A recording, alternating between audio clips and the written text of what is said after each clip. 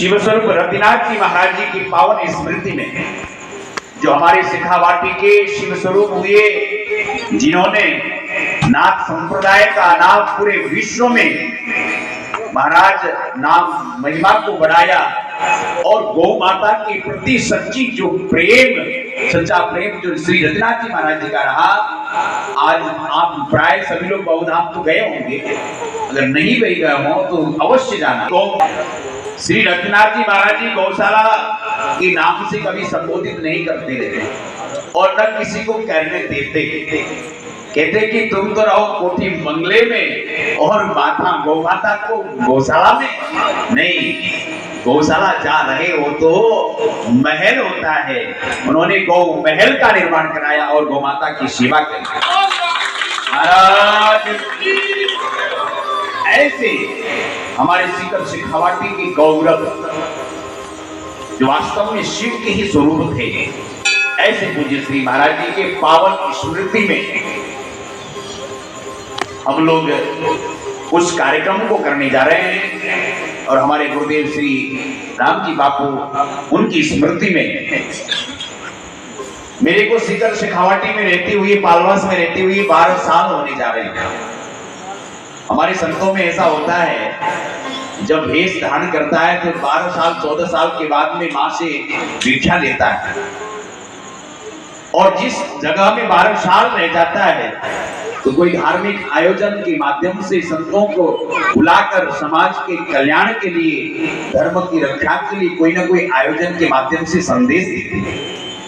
तो इसी को माध्यम में नजर में रखते हुए रामलीला में श्री लक्ष्मी गोपुष्टि महायज्ञ होने जा रहा है। इस कार्यक्रम के मुख्य 2 उद्देश्य हैं। कोई कार्यक्रम के उद्देश्य होते हैं, ये 2 यज्ञ से, क्योंकि हमें जानना जरूरी है। आज जिस प्रकार से हम लोग युवा भारत सनातनी जो और माताएं बहनें जो धर्म के प्रति जितना रुचि है और जगह जगह धार्मिक आयोजन हो रहे हैं, हवन यज्ञ अनुष्ठान दीप ज्योत खूब हो रहे हैं, तो सभी माताओं का, भाइयों का एक प्रश्न रहता है संतों के सामने कि महाराज मैं घनाई होम करा, ज्योत करा, दीपक रोज करा, फिर भी घर में अशांति क्यों, मन में शांति क्यों, अशांत क्यों? इतना सब कुछ करने के बाद में तो घर में सुख समृद्धि संपन्नता आना चाहिए, मन में शांति होनी चाहिए। तो ध्यान रखो, हमारे से एक बहुत बड़ी चूक हो रही है। हम लोग सब कुछ ठीक कर रहे हैं और उसमें एक चूक हमसे हो रही है और ये इस पर किसी का ध्यान नहीं जा रहा है। जो भी हवन यज्ञ होता है, उस हवन यज्ञ में आहुति देने वाला जो घी है, जो भी दीपक हमारे घर में जल रहे हैं, उस दीपक में डलने वाला जो घी है, जो हम ज्योत ले रहे हैं, हनुमान जी का, माँ भगवती का, देव देवताओं का, उस ज्योत में लेने वाला जो घी है, वो घी कहां से आ रहा है? हम जब अपने घर में दूध खरीद कर पीते हैं 40-50 रुपया लीटर का, जिस 40-50 रुपया लीटर दूध है और 1 किलो घी बनाने के लिए गाय का 30 लीटर दूध को जमा कर जब उसको मथा जाता है तो उसको बाद में 1 किलो घी तैयार होता है। 40 रुपया से 30 लीटर का हिसाब लगा लीजिए, 1200 रुपया हो गया और 1200 रुपया दूध का जब 1 किलो घी बनता है तो हमें घी कितने में मिलना चाहिए? और हम जब पूजन सामग्री की दुकान में जब जाते हैं, किराने की दुकान में कहते हैं कि दियो वाला घी दीजियो, होम वाला, पूजन वाला घी दीजियो, तो 250 रुपया किलो का घी हमें दिया जाता है। अब आप आंकड़ा लगा लीजिए, आप सब पढ़े लिखे शिक्षित लोग हो, आप लोग आप हिसाब लगाइए। यहाँ कई लोग CLO भी बैठे होंगे, CS भी बैठे होंगे, बड़े बड़े इंजीनियर भी बैठे, डॉक्टर भी, सब लोग बैठे हुए हैं। आप हिसाब लगाइए, जब 1200 रुपया के दूध से 1 किलो घी बनता है और हम होम में, पूजा में 250 रुपया किलो का घी प्रयोग कर रहे हैं, तो बताइए हमारे बीच में शुद्धता कहाँ रह गई? वो कौन से घी से आहुति दे रहे हैं? हमारे भगवान, हमारे देवता बिना घृत के आहुति का बिना उनसे स्वीकार नहीं करते हैं, उसे भोग नहीं लगाते हैं, फिर वो 250 किलो रुपया का घी हमें कहाँ से उपलब्ध कराया जा रहा है? कौन सा फैक्ट्री से, कौन सा गाय से, कौन से जानवर से ये दूध निकल रहा? ये सब आपने पढ़ा होगा अखबार में, सोशल मीडिया के माध्यम से।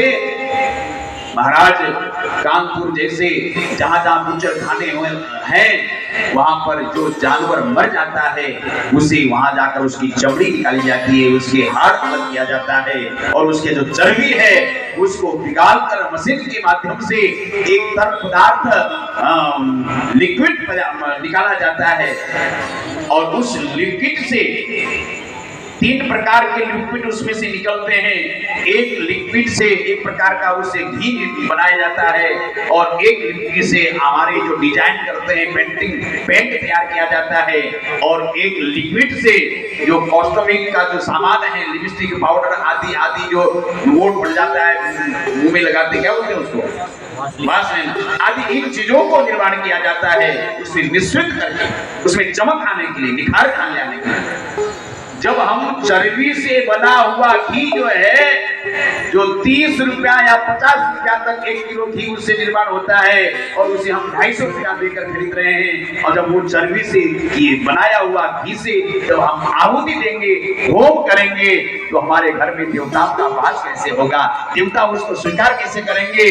वो तो असुरों के लिए होगा, उसे देवता नहीं असुर स्वीकार करेंगे। इसलिए इतने हवन यज्ञ होने के बाद भी आज समाज में आसुरी शक्ति क्यों बढ़ रहा है? अभी अभी आपने हरियाणा में देखा, उन असुर प्रवृत्ति के लोगों ने किस प्रकार से दंगा फैलाया। ये हम लोग धर्म कर रहे हैं, पूजा पाठ, इतने कांवड़ यात्रा, इतने सत्संग कर रहे हैं, फिर भी आसुरी शक्ति क्यों बढ़ रहा है? जरा सोचिए।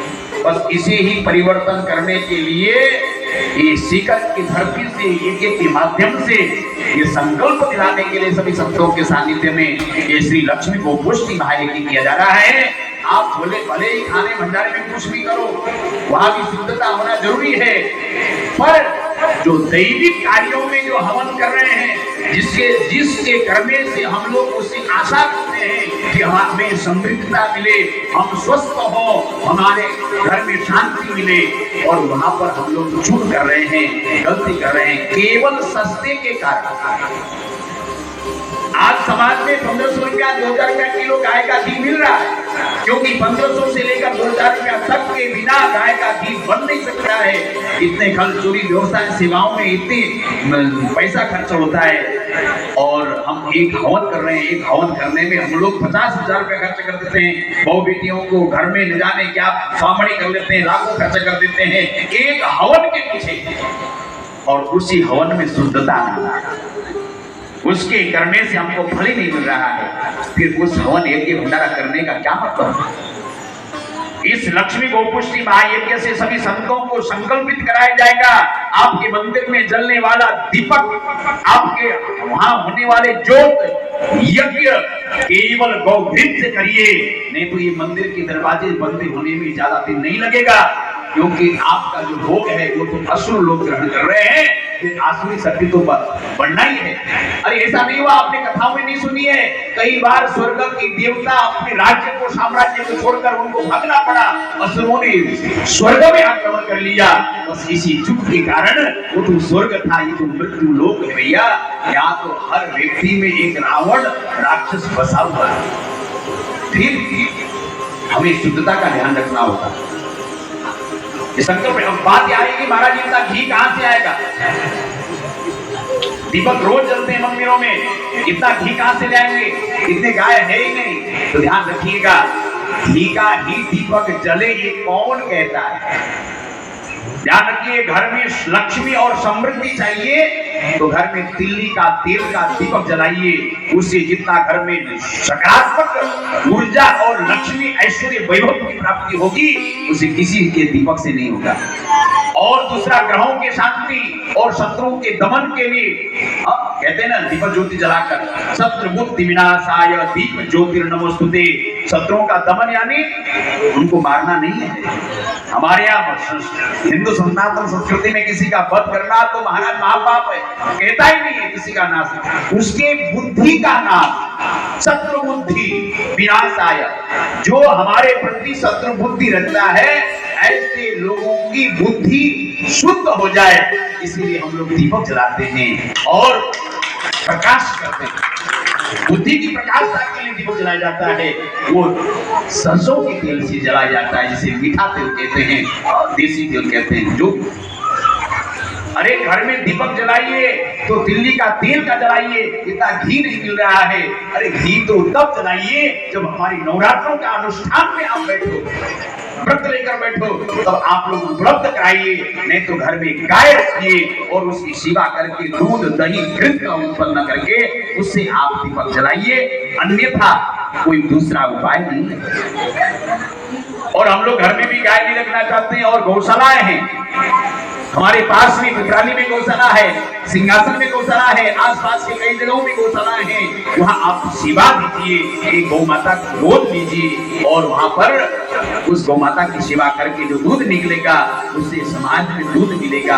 हमारे सिंहासन में भी अभी प्रकल्प शुरू हुआ है, नित्य कुंटलों दूध, देसी गौ दूध लोगों को मिल रहा है। अरे गौशाला में गौ माता की सेवा हो रही है और गाय का शुद्ध दूध मिल रहा है, इसमें मतलब क्या चाहिए?